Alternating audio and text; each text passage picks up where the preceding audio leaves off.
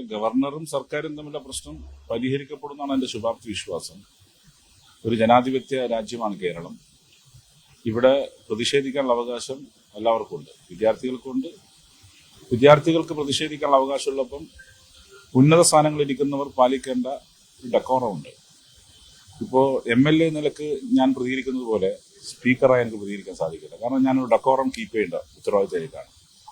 അപ്പം അതുപോലെ അദ്ദേഹത്തിന്റെ ഭാഗത്ത് നിന്ന്, അദ്ദേഹം വളരെ പരിണിതപ്രജ്ഞനായ രാഷ്ട്രീയ നേതാവാണ്, ഒരു കോൺസ്റ്റിറ്റ്യൂഷൻ പോസ്റ്റ് ഹോൾഡ് ചെയ്യുന്ന ഒരാളാണ്. അങ്ങനെ ഒരു സ്ട്രീറ്റ് ഫൈറ്റിലേക്ക് പോകുന്നതിനോട് എനിക്ക് യോജിപ്പില്ല. അത് അദ്ദേഹം തന്നെയാണ് ആലോചിക്കേണ്ടത്. ഒരു വിദ്യാർത്ഥികളും ഒരു ഗവർണർ പദവിയിരിക്കുന്ന മനുഷ്യരും തമ്മിൽ ഒരു സ്ട്രീറ്റ് ഫൈറ്റ് നടത്തേണ്ട സ്ഥലമല്ല കേരളം. അതോടൊപ്പം തന്നെ പേഷ്യൻസ് കാണിച്ചവരെ എല്ലാത്തിലും വിജയിച്ചിട്ടുള്ളൂ. പേഷ്യൻസ് എല്ലാവരും കാണിക്കണം. അങ്ങനെ ഒരു കോൺഫ്രണ്ടേഷനിലേക്ക് പോകുന്നത് ഗുണകരമല്ല എന്ന അഭിപ്രായമാണ്. സ്പീക്കർക്ക് ഏതെങ്കിലും തരത്തിലൊരു മീഡിയേറ്റർ ആവാൻ ഒരു ഇഷ്യൂ തീർക്കാൻ?